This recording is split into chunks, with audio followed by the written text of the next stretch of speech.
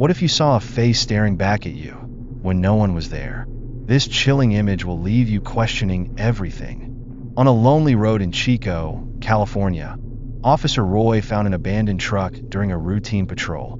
As per protocol, he took some photos before the tow truck arrived. But when he reviewed the images, something shocking appeared.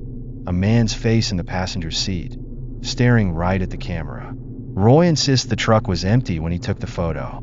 Could this be the restless spirit of the truck's former owner? A warning from beyond? Or just an eerie illusion?